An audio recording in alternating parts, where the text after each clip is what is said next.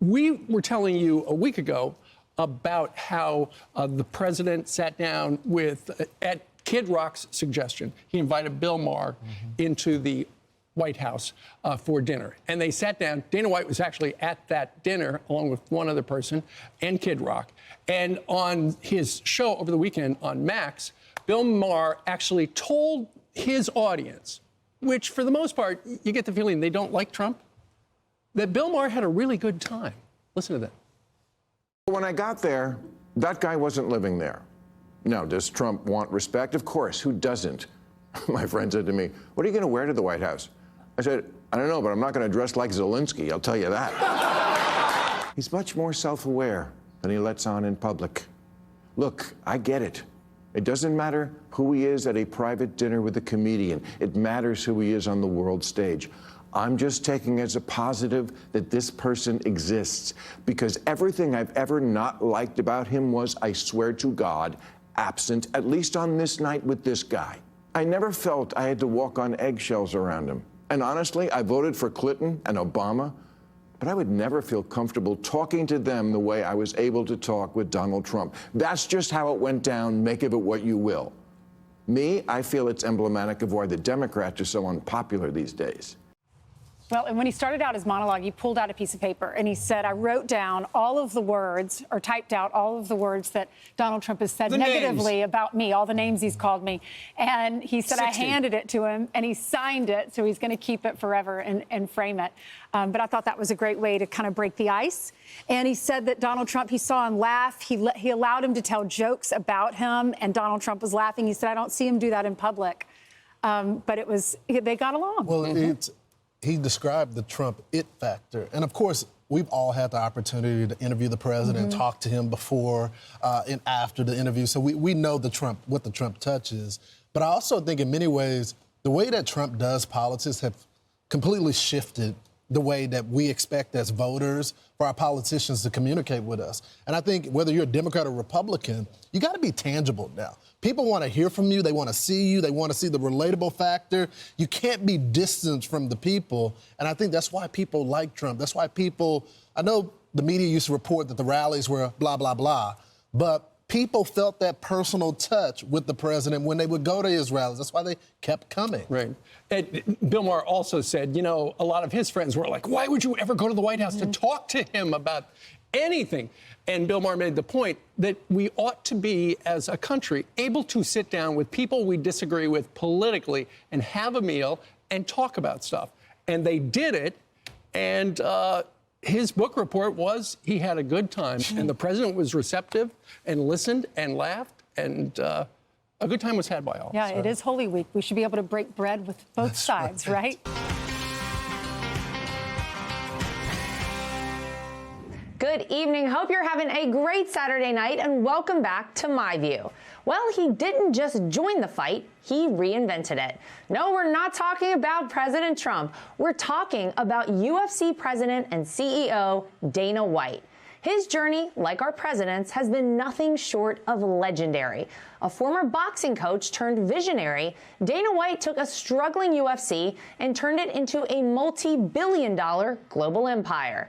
A man who faced the toughest challenges head-on, not with jabs, but with strategy, and emerged victorious. And now his influence stretches far beyond the octagon. Whether in business, politics, or entertainment, Dana's footprint is massive and growing. He made waves with his appointment to the board of Meta, stepping into a whole new arena, Silicon Valley, shaping the future of technology, human connection, and free speech with the same fierce energy he's known for in the UFC. But while he's busy breaking new ground, one thing hasn't changed: his loyalty. And few relationships have defined Dana White more than his decades-long bond with President Donald Trump. I got to sit down with Dana in Miami, and we talked about everything, from Trump-era politics to the president's electric presence at UFC events, and yes, the inside story behind that now infamous White House dinner with famous Donald Trump critic Bill Maher. I don't think I need to introduce you to people, but you're the president and CEO of the UFC. but you come from actually very humble beginnings and a very humble background. And I wonder if you ever, at any time in your life early on, thought about where you would be one day, that you would be here, and that you would be friends with a president of the United States. Yeah, no, definitely not.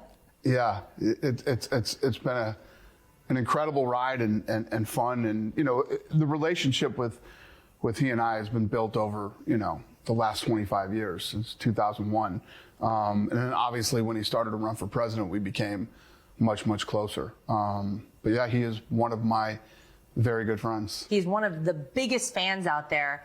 But I'm wondering if your friendship maybe took off during a time when not everybody believed that UFC would actually kind of catch fire, that people would be interested in it, because he actually believed in it at a time when I don't think everyone else did. No doubt about it. You're talking 2001, and there was a horrible stigma attached to the UFC, and venues didn't even want us. Now we've broken most venue records all over the world. He was the first guy to always reach out and was always supportive, and yeah, he's been a good guy to me for a long time. You've known Donald Trump as the businessman. You've also known him as the politician. Tell me about the change you've seen in him as a politician, and maybe the change you've also seen in the country, because I think we've seen a huge shift over the time he's been in politics. Well, more importantly, I've known him as a human being is what's more important to me.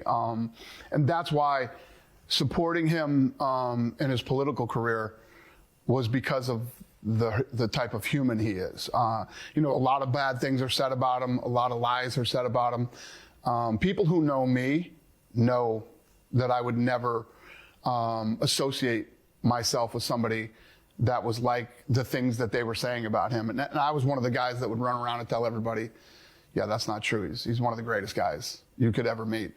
And, so last week I was I met with the Prime Minister of the UK, and we had a fight on Saturday. Then I flew home, and the next morning, Kid Rock is blowing my phone up, and he's like, I need some help. I just got Bill Maher and Donald Trump to have dinner together.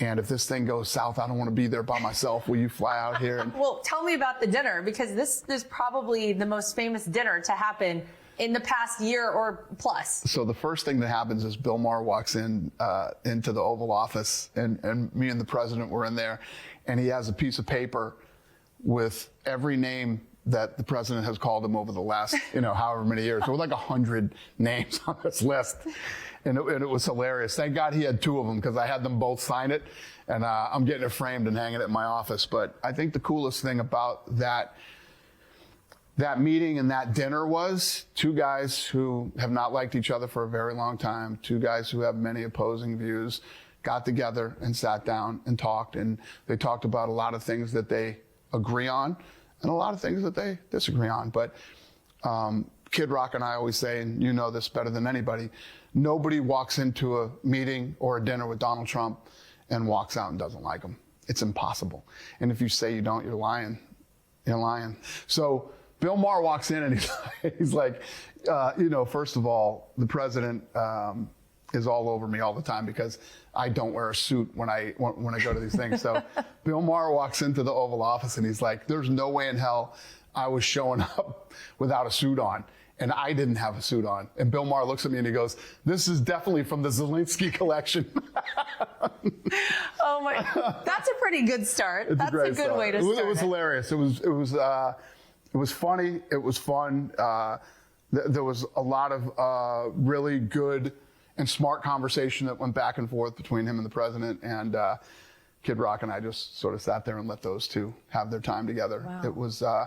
It was awesome. I wonder if you have a person like Bill Maher come out of a meeting with President Trump and it's all very positive. It kind of feels like, maybe we're heading towards a place, Dana, where this country can unify. If those two can get in a room together and get along, does it give you hope? But that's what needs to happen. People do with opposing views. Instead of everybody hating each other, get together, talk, disagree. It's okay to disagree.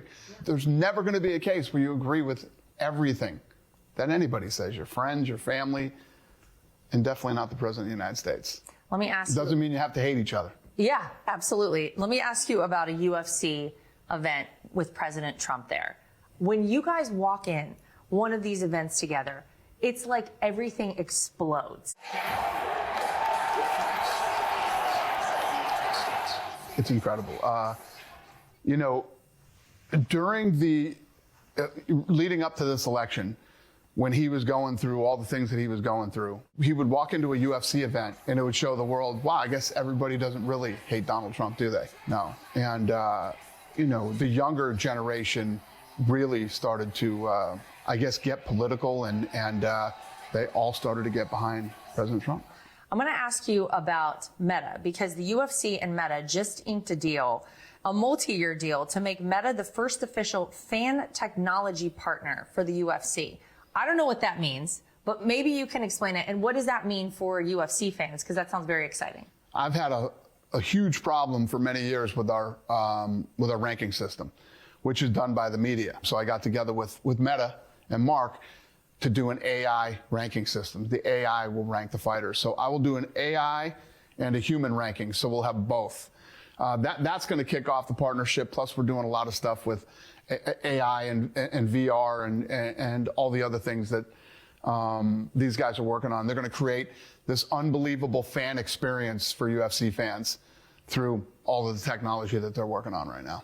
Well, Mark Zuckerberg and Dana White don't seem like likely friends to a lot of people, but you guys have formed a friendship, you know, a tech titan and, you know, CEO and president of the UFC. How did you guys end up friends? The rumor has it martial arts played a role. Yeah, he's a huge UFC fan, and he trains hardcore in mixed martial arts, and even has talked about fighting, but he's done jiu-jitsu tournaments where he just enters like everybody else does, and he's actually a really good athlete. And so you guys met over that and connected? It started with UFC, and then and then he invited me and asked me to be on his board. So how's that been? I had my first board meeting about a month ago, and would I ever think that I would be, you know, friends with the president of the United States and things? Well, I would have never imagined that I would join a board. But I'm so into social media, and now to be able to be on the inside and have a hand in the future of it and learn from the inside out, I would have never not taken this opportunity. Well, I think a lot of people are happy to see you there, because I think there was a time where a lot of people, a lot of conservatives specifically, felt like, you know, there was a lot of silencing and a lot of suppression on multiple social media sites. But to have you at Meta, I think makes people feel pretty good as a board member. But you know Mark Zuckerberg now. So a lot of people have seen him. He was at the inauguration. It seems like he's kind of turned over a new leaf. What do you make of that? Yeah, I just think that instead of this administration having all these enemies and fighting all these wars, let's create allies and let's all work together and let's make everything better for everybody. You know, not just conservatives, but for everybody. So that's sort of been my goal in these first, 100 days or however long it's been. You know, and anybody who thinks that they don't like the president or he's a certain type of guy, I have no problem reaching out and saying, let's go sit down with him. Let's go have dinner. Let's go have a meeting and you did it. Prove him wrong. I'm Steve Ducey. I'm Brian Kilmeade. And I'm Ainsley Earhart. And click here to subscribe to the Fox News YouTube page to catch our hottest interviews and most compelling analysis.